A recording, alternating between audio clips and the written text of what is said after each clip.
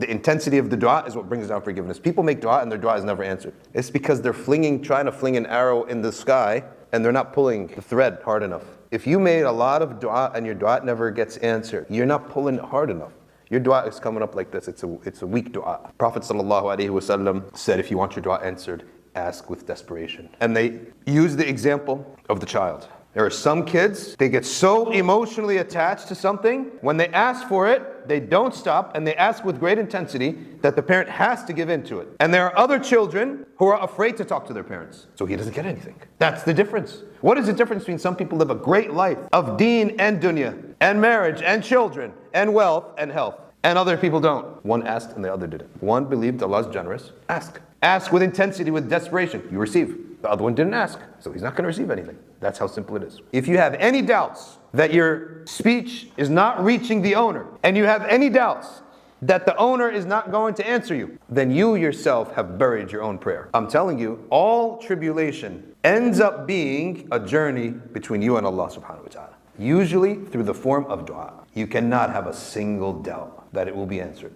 But the timing is with Allah. That's the condition the Prophet ﷺ said. You will get your dua as long as you don't rush. And don't say, maybe it's going to be answered in a different way. Maybe it's going to be saved to me the akhirah. Don't say that. Just because the Prophet told you that that is a reality does not mean you're allowed to rely upon that and say that and make an excuse, oh, my dua is not going to be answered. That other aspect, if it happens, it happens. You have no business. Call upon me, I answer you. Exactly what you asked me, I answer you. That's the default. The Sahaba said, and what is this rushing? What does it mean to rush? He said, you stop making dua. That one of you says, I made dua, but I didn't get an answer. So what did you do? You quit. You will get the answer as long as you keep asking and you don't quit.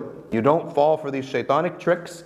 He said, don't make a dua, stop making the dua, because maybe Allah has something different for you planned. That's a shaitanic trick. One of the tricks of Iblis is to use the truth to cancel a greater truth. And he used the truth. Yes, it could be that something else is prepared for you. But that is not what the Prophet told you to do. That is Allah's work. Your business is to make dua as Allah told you. Have certainty and don't stop. These means, these methods are guaranteed. It always works. This is why people love Allah. There are no favorites with Allah in this respect. And Allah has no limits. You're treating Allah like a whimsical parent who has limits. That's the problem.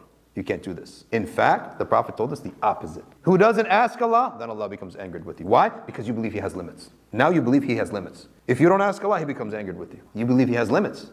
You believe He's whimsical. You believe He plays favorites. You believe it's exhausting Him. So get that out of your head.